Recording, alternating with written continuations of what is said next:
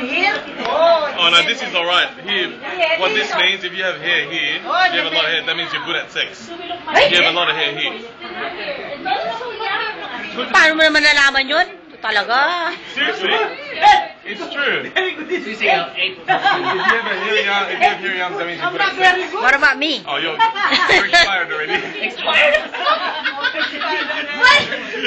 What about me? Because if he's like, what about me? I'm like, oh no, you're expired already. Well, what about Tita Lolet? Tita Lolet? What do you mean? I don't know. Very expired. No. You're very good. What about you? You just starting, ha? What taga ka? Just starting. Malibog, malibog. Malibog. Yeah. I'll see you worse. What happened to you now? Hey, look at you. Oh, yun ang malibog, oh. Yun, malibog. Oh my God, John! Ay, di ba? Ori. Look at this hair. Holy shit! Look at your bird hair! Look at my hair! Hey, That was the thing before. Look at Mom. You remember that Duster Mommy used to... Ah, look at my mom! Mom, look at you! You have black hair!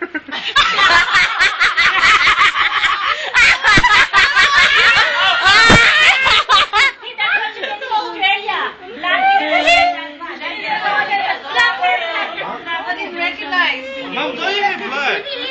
I don't want this pink. That's not pink! I don't want pink. Holy shit! I'm just 29 years old there. Uli natin ka ng black eh. Nagasa you? Yes. Who's the Tita Ninong? Tita Vietnam, Tita, no, ikaw, ano ka, prox ka na Tita Lita. Oh, okay, I'm from... Tita Lita, no. You just arrived, my dad. You just arrived in 1999.